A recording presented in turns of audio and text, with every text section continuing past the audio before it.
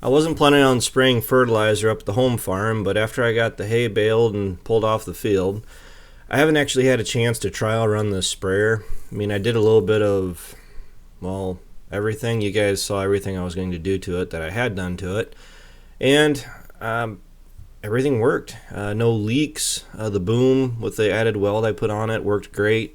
The only issue I had, learning curve, when it's on the 4640, to keep the pump pressure up, it's the same as what it was when we had that vacuum sprayer or vacuum planter how many years ago.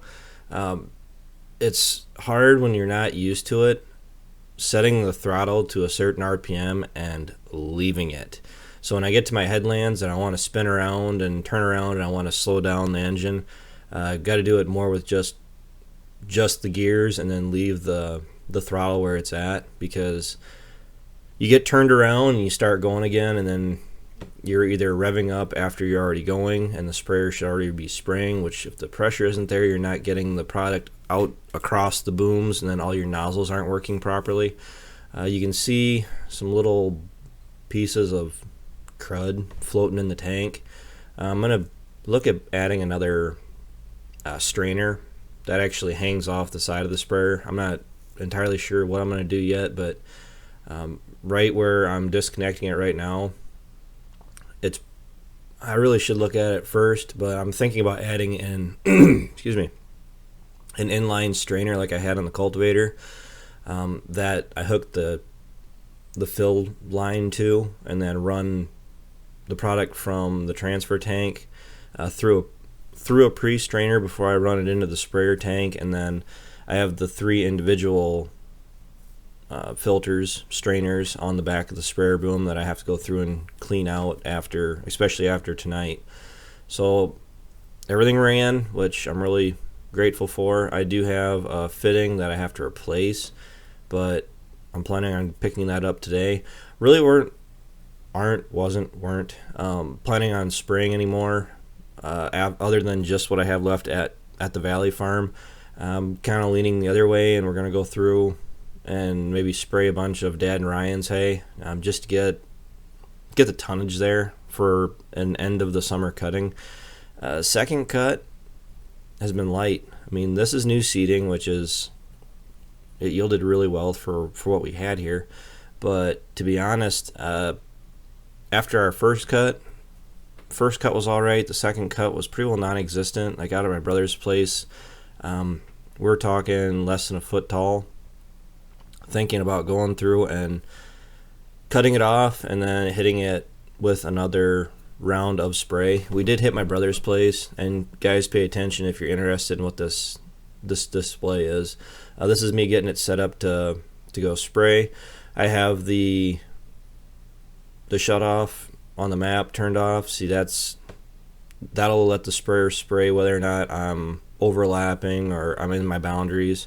And this sprayer, the way it's set up is, even if there's only a 5-foot swath, 5-foot wide strip of material, ground that isn't sprayed, it'll turn the whole section on, to make sure that everything is covered.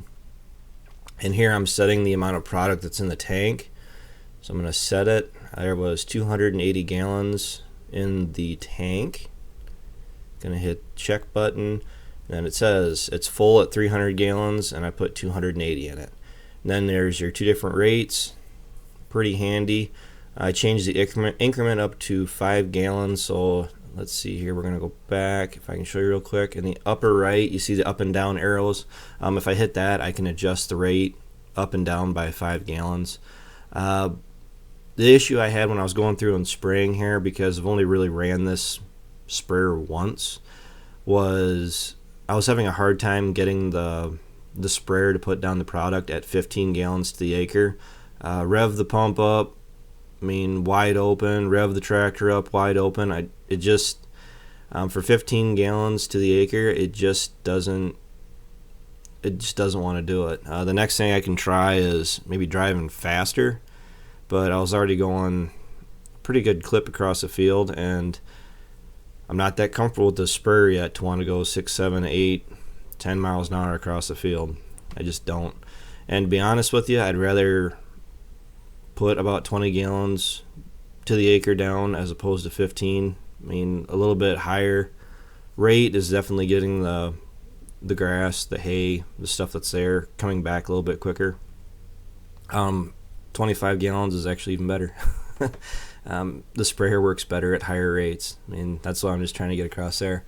I'm not going super duper fast, literally just because on this little 2-acre field, I'm using the on-track going back and forth, and then I'm actually watching the sprayer, all the connections, all the fittings that I can see from the cab, just to make sure that it's not leaking.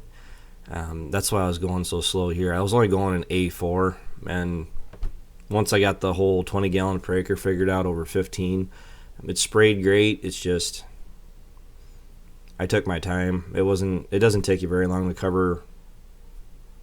cover acres going 42 feet at a time. And I did kind of mess up with the sprayer. I'll go ahead and say that by buying it. What I mean by that is, initially when I bought it, 3-point mounted sprayer seemed like a common sense choice. It just made sense, it's right on the back of the tractor. It'll make it easier getting around some of our areas that we're spraying with it. That was wrong. The reason I say that is because now when you get the sprayer itself plus 280 gallons, even on this field, which is actually fairly level, not super level, it's got a slight slope to it. You feel it on the back tires of the tractor. You feel it, if the tank is full and you actually are on just a little bit of a slope, it feels like you're crushing the tire on that side, on the lower side of the tractor. I'm not a big fan of it, and if we had the duals on, I wouldn't be phased at all, but for how much we're using the 4640 now, this is actually how I get between the fields too. Saves me a little bit of time folding the boom in the second time, because I can just fold it up like this and I'm good to go. Just gotta make sure you don't take out the machine shed. But the thing is, with how much we're using the 4640 now in the summer with all the hay we're making, it makes more sense to take the duals off. It's a little bit handier, and we're not burning the tires off on the duals of the 46. You see that nozzle was sputtering a little bit, but the two on the far side on the right, they look like they're really not doing much, but they're actually at an angle. So they don't interlap each other. But I actually do like the streamers. Believe it or not, I haven't used this sprayer for spraying for weeds yet. Probably going to next year, but it's at the point now. Chances of me actually going through and spraying out any weeds the 1st of August are pretty unlikely. Not even really planning on using the sprayer that much. I'd feel a lot better putting it away for winter, knowing that it's ready to run next spring. And I think we're getting there. It's just that, back to my original statement, a tow behind would have been in my best interest over a 3-point mounted sprayer. Granted, a bigger tank, which means you have to worry about it pushing you a little bit more, but you don't have to fill it full. I don't even fill this one entirely full, depending on where I'm spraying. But with a pulled type sprayer, there was a top air pull type that I actually was bidding on. It was a 4-wheel design. I had 4 wheels on it. It was a 500 gallon tank with a 45-foot boom, but it was just a trailed machine.